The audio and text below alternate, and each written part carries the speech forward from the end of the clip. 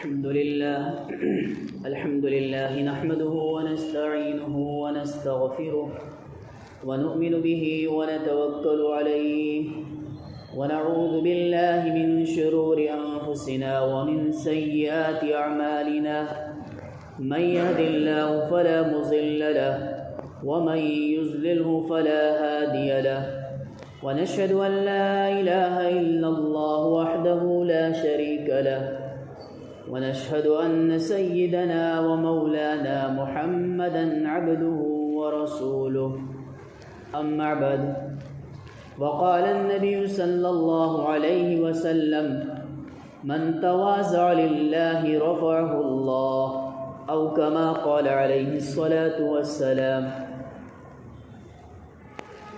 مٹا دے اپنی ہستی کو اگر کچھ مرتبہ چاہے، مٹا دے اپنی ہستی کو اگر کچھ مرتبہ چاہے کہ دانہ خاک میں مل کر گل و گلزار ہوتا ہے۔ محترم حضرات، اللہ رب العزت کے نزدیک تواضع کی بہت بڑی قیمت ہے۔ جو شخص اللہ کو راضی کرنے کے لیے اپنی عزت کو قربان کر دیتا ہے اور اللہ کی رضا کے لیے تواضع اختیار کرتا ہے تو اللہ تعالیٰ اس کے دل میں محبت ڈال دیتے ہیں اور لوگوں کے دلوں کے اندر بھی اس کی محبت ڈال دی جاتی ہے اور فرشتے بھی اس کی محبت کرنے لگتے ہیں۔ اس لیے آپ صلی اللہ علیہ وسلم نے فرمایا کہ من تواضع للہ رفعہ اللہ، کہ جو شخص اللہ کے لیے تواضع اختیار کرے، انکساری کرے، اپنے کو عاجز سمجھے، اپنے آپ کو نیچا سمجھے تو اللہ تعالیٰ اس کو اونچا کرتے ہیں، اللہ اس کو بلند کرتے ہیں۔ ایک مرتبہ ایک روایت میں آتا ہے کہ اللہ تعالیٰ نے حضرت موسیٰ علیہ السلام سے پوچھا، اور حضرت موسیٰ علیہ السلام تو کلیم اللہ تھے، اللہ سے باتیں کرتے تھے، تو اللہ پاک نے حضرت موسیٰ علیہ السلام سے پوچھا، اے موسیٰ، آپ جانتے ہو کہ ہم نے تم کو سب لوگوں میں سب سے زیادہ اعلیٰ اور اچھا کیوں بنایا ہے، اچھا مرتبہ کیوں دیا ہے؟ تو حضرت موسیٰ علیہ السلام نے کہا کہ اللہ میں تو نہیں جانتا، آپ ہی بتا دیجئے۔ اللہ پاک نے کہا کہ اے موسیٰ، ہم نے تم کو دیکھا تھا کہ تم ہماری دربار میں مٹی پر اپنے سر کو رگڑے ہوئے تھے اور اپنے آپ کو عاجز سمجھ رہے تھے اور میرے سامنے سجدے میں گرے ہوئے تھے، جس کی وجہ سے آج تم کو میں نے اونچا کر دیا ہے۔ اور اللہ، جو انسان اپنے آپ کو دنیا کے اندر نیچا دکھائے گا، اپنے آپ کو نیچا سمجھے گا، اللہ اس کو بڑا کرتا ہے، اللہ اس کے رتبے کو بڑا کرتا ہے۔ اسے حضرت ابو ہریرہ رضی اللہ تعالیٰ عنہ نے حضور صلی اللہ علیہ وسلم سے روایت کی ہے کہ اللہ تعالیٰ نے فرمایا کہ جو انسان اللہ کو راضی کرنے کے لیے تواضع اختیار کرے گا، اپنے آپ کو نیچا سمجھے گا، تواضع اختیار کرے گا اور لوگوں کے ساتھ نرمی کرے گا، لوگوں کے ساتھ نرمی اور احسان کے ساتھ زندگی گزارے گا اور میری زمین میں رہ کر تکبر نہیں کرے گا تو میں اس کا مرتبہ بلند کروں گا۔ کتنا مرتبہ؟ اعلیٰ علیین تک پہنچا دوں گا اس کو، اعلیٰ علیین تک پہنچا دو اس کو۔ اس کے لیے میرے بھائیوں، ہمارے دلوں کے اندر اللہ کی محبت کو لانے کے لیے اپنے آپ کو نیچا دکھلانا پڑے گا۔ انسان اپنے آپ کو بڑا سمجھے، یہ تو تکبر کی علامت ہے۔ اور روایت میں ہے کہ اللہ نبی صلی اللہ علیہ وسلم نے فرمایا کہ جو انسان تکبر کرے گا، جس کے اندر ایک رائی کے دانے کے برابر تکبر ہوگا، ایک ذرہ برابر اس کے اندر تکبر ہوگا، تو وہ جنت میں نہیں جائے گا بلکہ وہ جہنم میں داخل ہوگا۔ ہم دیکھتے ہیں کہ فرشتوں کا استاد، عبادت گزار ابلیس نے 60 لاکھ برس تک اس نے عبادت کی تھی۔ زمین کا کوئی گوشہ، کوئی کونا ایسا واقع نہیں ہے کہ جہاں اس نے اپنا سر نہ رگڑا ہو۔ لیکن جب اللہ پاک نے حضرت آدم علیہ السلام کے سامنے سجدہ کرنے کا کہا وَإِذْ قُلْنَا لِلْمَلَائِكَةِ اسْجُدُوا لِآدَمَ فَسَجَدُوا إِلَّا إِبْلِيسَ أَبَىٰ وَاسْتَكْبَرَ وَكَانَ مِنَ الْكَافِرِينَ، جب فرشتوں سے کہا کہ تم سجدہ کرو تو سب نے سجدہ کر دیا، اور جب ابلیس کو کہا کہ فَسَجَدُوا إِلَّا إِبْلِيسَ تو ابلیس نے نہیں سجدہ نہیں کیا، اس نے انکار کر دیا، کہا کہ یہ تو مٹی سے بنا ہوا ہے اور میں تو آگ سے بنا ہوا ہوں، آگ اونچی ہوا کرتی ہے، یہ مٹی تو نیچے رہتی ہے، میں اچھا ہوں، اس لیے اللہ پاک نے اس کو زمین کے اندر پھینک دیا، نیچے اتار دیا۔ کون تھا یہ ابلیس؟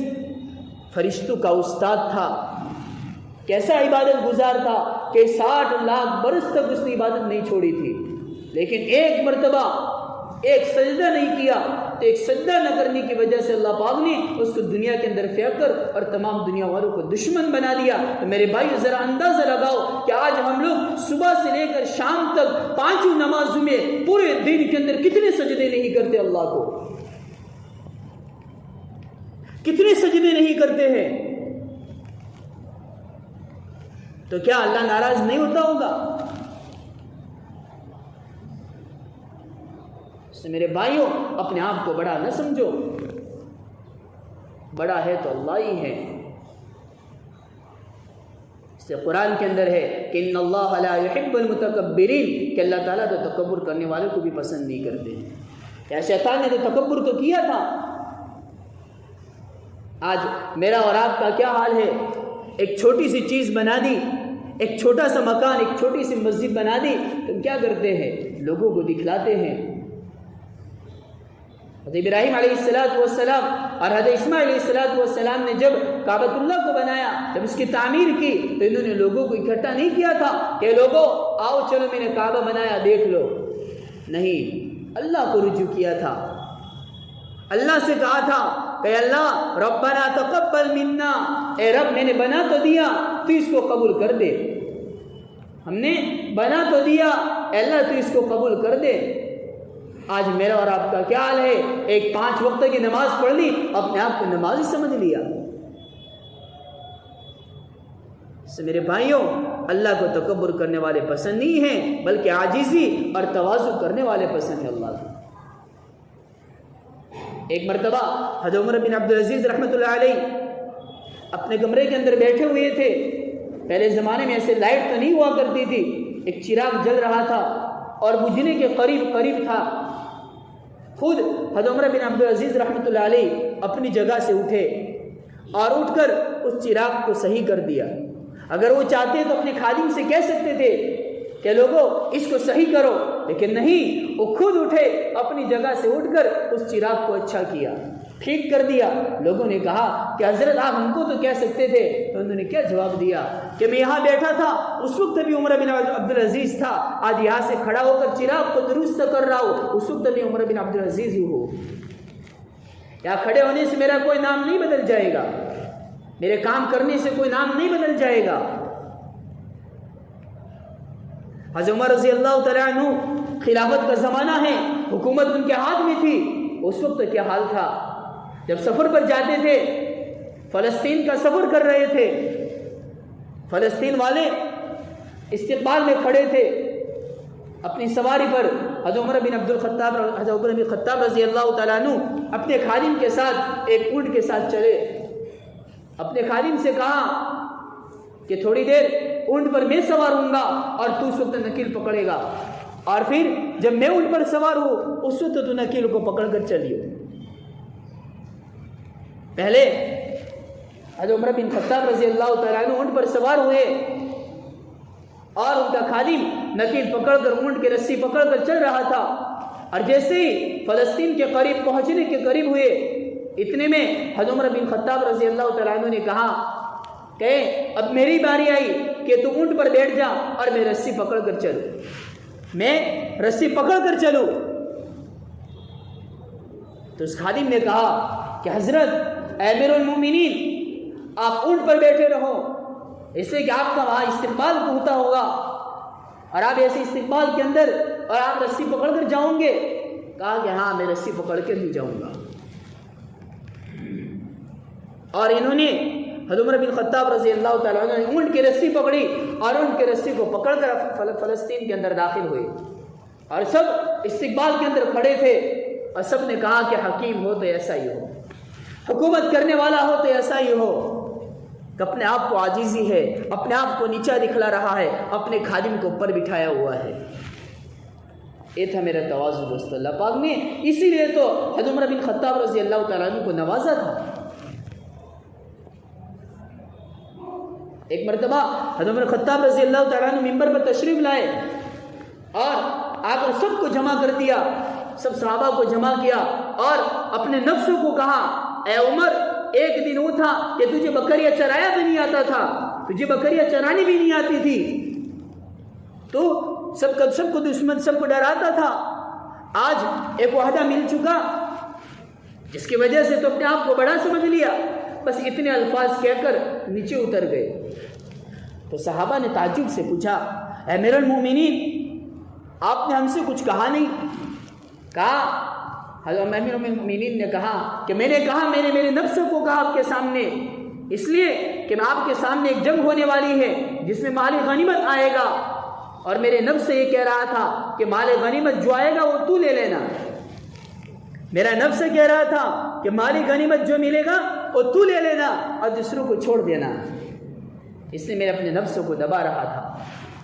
یہ تھی تواضع دوستوں۔ حضرت جنید بغدادی رحمۃ اللہ علیہ کے نام سے کون واقف نہیں ہے؟ ایسے بہادر تھے، بہت بڑے بہادر پہلوان تھے، لیکن ایک مرتبہ ایک بوڑھا ہانپتا کانپتا آیا، ایک کمزور بوڑھا آدمی تھا، آیا حضرت جنید بغدادی رحمۃ اللہ علیہ کے لیے مقابلے کے لیے شریک ہو گیا۔ اس نے آ کر کہا، اعلان کر دیا کہ حضرت جنید بغدادی رحمۃ اللہ علیہ سے مقابلہ میں ہی کروں گا۔ اس بوڑھے آدمی نے کہا کہ حضرت جنید بغدادی رحمۃ اللہ علیہ سے مقابلہ میں ہی کروں گا۔ تو لوگوں نے کہا، اے میاں جی، آپ تو کمزور ہو، آپ تو ضعیف ہو، ہڈیاں دکھ رہی ہے، آپ کو مار دیں گے۔ کہا کہ نہیں، میں ایک ہی مکہ ماروں گا، اور ایک ہی مکہ ماروں گا، حضرت جنید بغدادی کو گرا دوں گا۔ وہ نہیں مانے، اور اس کے بعد ایک تاریخ طے ہوئی، جنگ کا میدان طے ہوگا کہ وہاں پر مقابلہ ہوگا۔ اور جب مقابلہ کا وقت آیا، سب لوگ جمع ہو گئے، اتنے میں حضرت جنید بغدادی رحمۃ اللہ علیہ بھی آ گئے، اور تھوڑی دیر کے بعد وہ بوڑھے چچا میاں بھی ہانپتے کانپتے آ رہے تھے، آہستہ آہستہ کمزور ہو چکے تھے۔ ابھی بھی لوگ سمجھا رہے تھے، کہا کہ نہیں، میں کروں گا مقابلہ۔ میدان میں پہنچے، اتنے میں اس چچا نے حضرت جنید بغدادی رحمۃ اللہ علیہ سے ملا اور کان میں جا کر چپکے کچھ بات کہی۔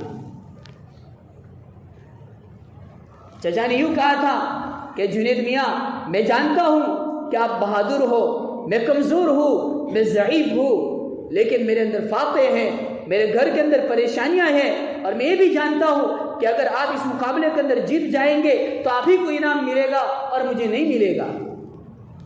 اس لیے ایک کام کرو کہ آپ گر جانا، میں آپ کی مکہ ماروں گا، آپ نیچے گر جانا، اور آپ کو اس کے نتیجے میں اللہ آپ کو کہیں سے کہیں پہنچا دے گا، اللہ آپ کو کہیں سے کہیں پہنچا دے گا، اللہ کی محبت تم کو مل جائے گی اور نبی کی محبت تم کو مل جائے گی۔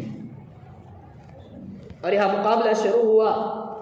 حضرت جنید بغدادی رحمۃ اللہ علیہ نے اپنے آپ کو کمزور کر دیا، اپنے آپ کو کمزور کر دیا۔ تھوڑی دیر مقابلہ ہوتا رہا، پھر اتنے میں اس چچا میاں نے ایک مکہ مارا، جس کے نتیجے میں حضرت جنید بغدادی رحمۃ اللہ علیہ یقین کرتے ہوئے نیچے گر گئے، اور ایسے گرے جیسے کہ انہوں نے مارا ہو، ایک ایکٹنگ کر کے نیچے گر گئے، اور لوگوں میں شور ہو گیا کہ آج کیا ہو گیا حضرت جنید کو۔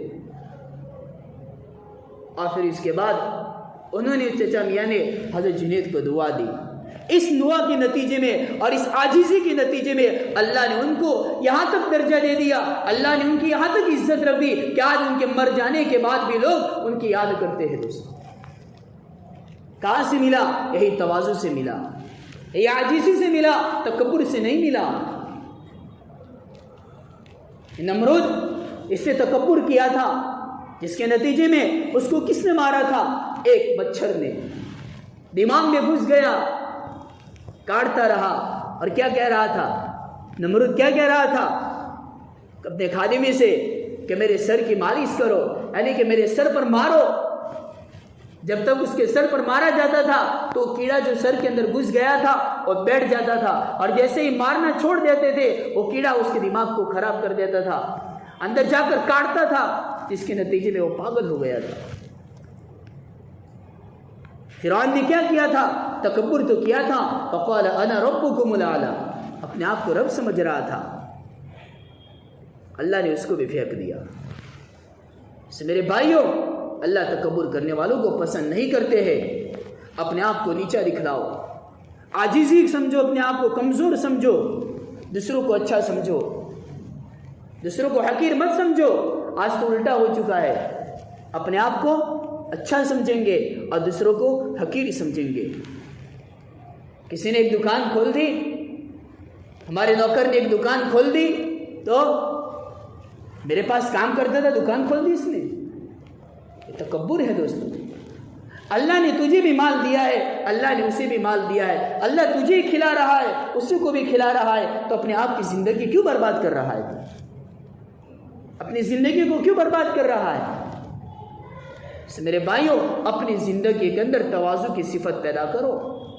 تواضع کی صفت پیدا کریں گے تو اللہ تعالیٰ اپنے محبت اور لوگوں کے دلوں کے اندر بھی اپنے محبت کو ڈال دے گا۔ اللہ تعالیٰ ہم تمام کو کہنے سننے سے زیادہ عمل کرنے کی توفیق عطا فرمائے۔